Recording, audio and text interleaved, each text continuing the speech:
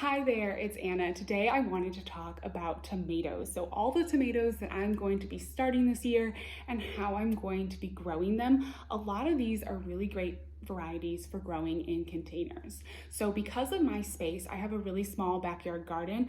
I got into all of these determinate tomato varieties, even some of the really small miniature tomatoes, and I've had a lot of fun finding new varieties. Some of these I've grown before, some of these are new to me, and I just wanted to share with you what I'm growing. I do have a couple varieties too for my garden plot where I have space for a full-size indeterminate tomato, so I'll share what I'm growing over there as well.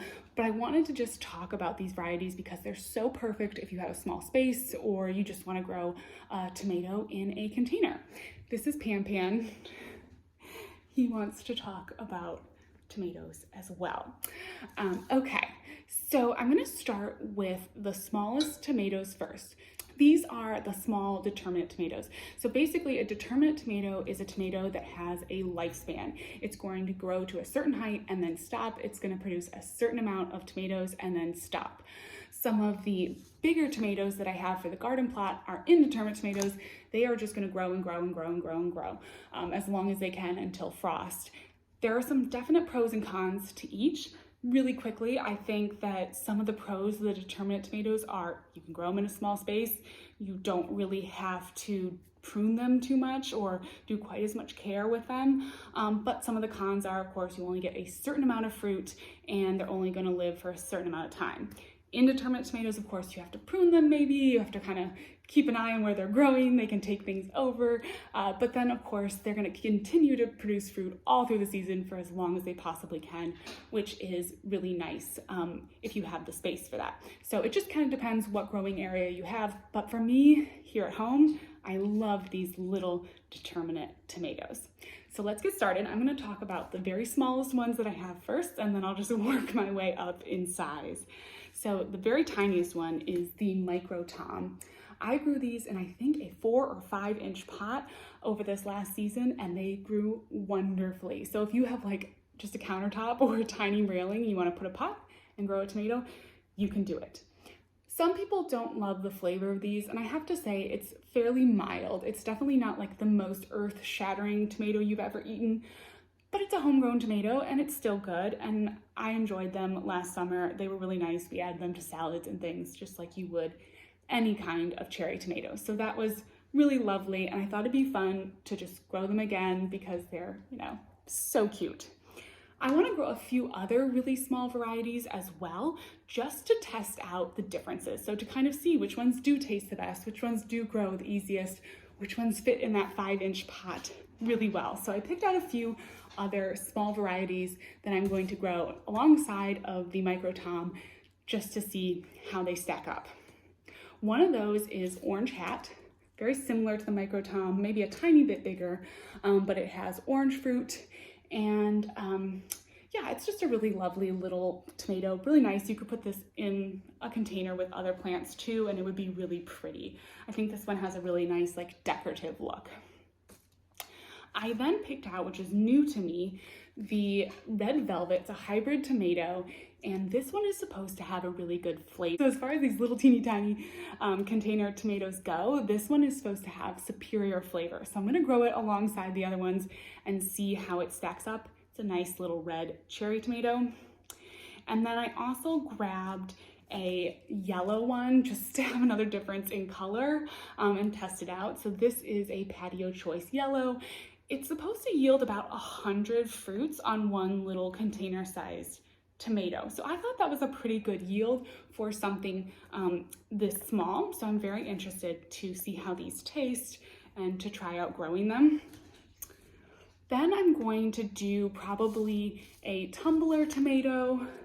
I saw these at just at a big box store, and so I wanted to try one that was just super easy and accessible. If you don't have access to some of these more specialty seed shops, I thought it would be interesting to just try one of these container tomatoes that you can get kind of anywhere.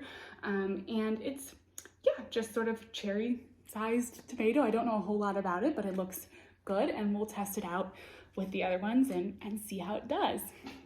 The next two are going to be for my hanging baskets. So I've never grown tomatoes in hanging baskets, but I'm super excited to do it this year. And I want to try that upside down tomato technique where one tomato grows out the bottom and then you have other tomatoes on top. I'm going to grow some tiny Tims for this. I'll probably put these in a container as well because I really like this tiny tomato. I've grown it for years. I think it was the first determinate cherry tomato that I ever grew. And it's got a really nice flavor and it's got a little bit bigger fruit. So the cherry tomatoes on this are about maybe even like 2 inches, some of them. They kind of range in size, but they're really nice and juicy and they have a good flavor. And they get a little bit larger. I would say the plants get maybe about like 14, 15, 16 inches tall. So a little bit larger than like some of the itty bitty micro tomatoes. So I thought this would be a nice one spilling at the bottom of a hanging basket and then also for a container just to try. But a super good variety if you're new to determinate tomatoes. You just want like a really easy tomato to grow. I've never had an issue with the tiny Tims. And then for the top of my hanging baskets, I got cherry falls.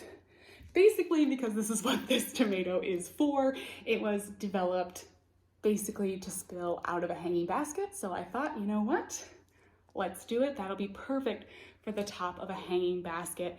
It's just a nice red cherry tomato and perfect for a small space. It has a lot of big clusters, 1.5 inch fruit. So that sounds just right for the hanging basket. Oh, and this is Mayday. She's coming over to say hi too. So those are all the cherry tomatoes that I'm growing. And last year I realized that I was growing all these tiny determinate cherry tomatoes, which was lovely and so fun, but then I didn't have any of the big like slicer tomatoes. And I love tomato sandwiches. My daughter loves tomatoes and she loves to eat like a lot of them. So I figured, you know what, we need to get some bigger tomatoes. So I picked up a few different determinate tomato varieties that grow larger fruit. I'm actually going to grow these in my raised beds this year. I have a few raised beds back in my home garden here and I've never really grown tomatoes in them, but I think it's a perfect space. And these are gonna produce some nice kind of beefsteak style, bigger tomatoes, but on a determinate plant. So starting first with this purple rain, it produces these really pretty purple fruit and they're about 6 to 12 ounces, excuse me. And it's about 6 to 12 ounces and the plant is 3 feet tall. So a nice compact plant that'll fit into the raised bed and I'll get hopefully a bunch of these really beautiful big tomatoes for sandwiches and salads and all of the things. I also got new big dwarf and this one is about a 2-foot plant, but it gets fruit that's up to a pound. So that sounds really, really interesting. I'm super excited to see how it grows. I guess it says up to a pound, but usually more like 8 to 12 ounces. So I doubt I'll get a 1 pound fruit, but another 2-foot plant where you can get some beautiful big fruit. I think that'll be really perfect. And this has nice deep pink tomatoes. So that sounds really pretty too, which my raised beds are in my backyard. I like a pretty plant that has beautiful fruit just because I want my garden to be beautiful as well. That's definitely something that I think about because I'm growing for fun. And so things need to be practical, but also pretty.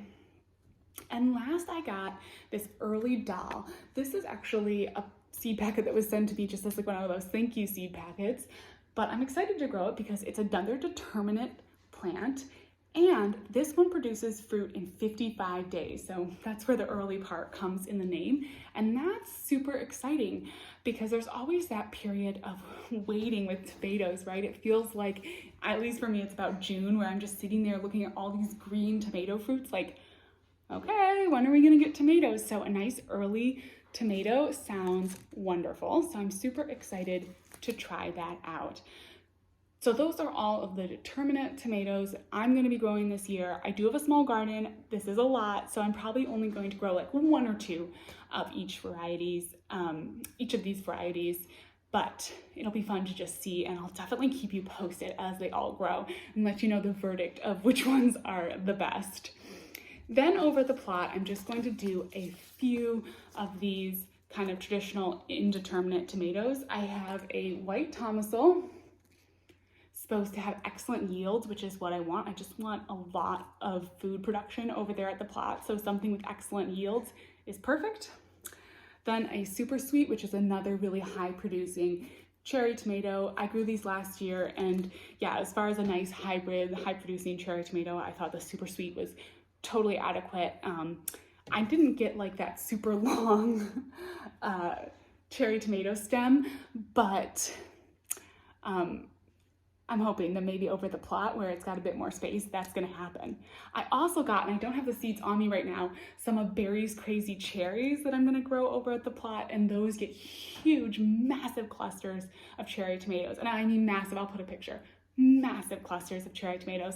So I'm excited to have those over at the plot as well. And then the last one I'm going to grow are these Amana tomatoes. Now, I didn't get huge production when I grew this. I grew it in a container, so I'm gonna try to grow it over in ground at the garden plot where it has a bit better conditions, because the taste of this tomato, oh my gosh, this was one of the first tomatoes that I really grew successfully in my home garden here. And it was one of those like amazing moments where you just bite into it and you're like, okay, I understand why people are obsessed with tomatoes, right? Like, it so delicious. One of these ripened in the sun. Yeah, amazing. I tend to like the lighter colored tomatoes anyways. I like them a bit sweeter. So something in that orange range is just a bit more to my taste. I like that flavor. But I'm gonna grow a few of these. These seeds are getting old, so I need to use them up anyways. But yeah, that's it. That's my tomatoes for this year. If you have a tiny determinate tomato or just any fun tomato that you love that you think I should know about, please let me know in the comments. And thank you so much for watching. I hope you're having a great day, and I'll talk to you later. Bye-bye.